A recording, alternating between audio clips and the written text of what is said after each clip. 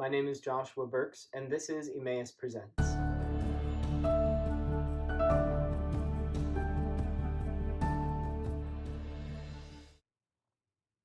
Thanks for joining us for part 6 in our Emmaus Presents discussion on the Beatitudes.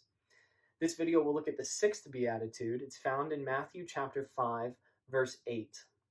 It says, "Blessed are the pure in heart, for they shall see God."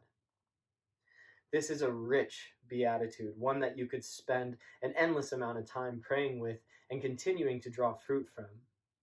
We could take this beatitude in many different directions and spend an ample amount of time with it. So for time's sake in this video, I want to address two main points. The first being, what does it mean to attain and to keep a pure heart? And second, what does it mean to see God? St. Francis DeSales, one of the great saints and teachers of the Church, teaches us that whoever wins a man's heart has won the whole man. The heart, in terms of faith, is the very center of a person, from which our thoughts, words, and actions are said to originate. Pope Benedict XVI calls the heart the organ for seeing God. So the words of Francis DeSales take extra weight when we consider them in that light, that whoever or whatever possesses my heart possesses my very person and the choices that I'm making. So the primary question becomes this: do I possess my heart, or do other things possess my heart? I'm drawn to think of the character Gollum from The Lord of the Rings, who possessed the special ring, the one ring to rule them all. And it wasn't so much Gollum who possessed the ring, as much as the ring possessed Gollum. So it is with our material goods. We may own a certain amount of material goods, but do we possess them, or do they possess us? Think of how many individuals can't go a certain amount of time without checking their smartphone, or can't go a certain amount of time without eating their favorite snack. Attachments like this are attachments that weigh our heart down, and they hold us back from seeing God as we were created to do. The virtue of temperance gives us the right disposition and ownership of our heart so that we can see God as we were created to. One beautiful way to grow in this virtue of temperance is prayer and fasting.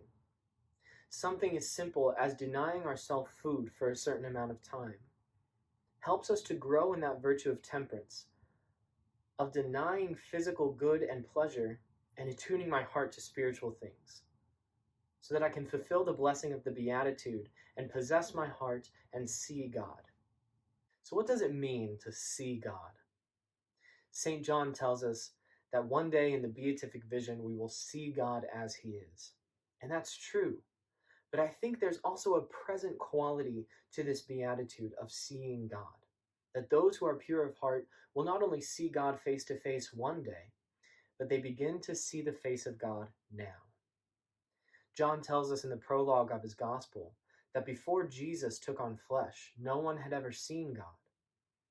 But he also tells us via the apostle Philip that those who have seen the face of Jesus have seen the Father. So what does it mean to be pure of heart and see God now? It means to see the face of Christ in those around us. And by that means, we see the Father. I think of a saint like St. Francis of Assisi, another great saint of the Church. He lived such a holy and virtuous lifestyle that he was able to see the presence of Christ in others so well.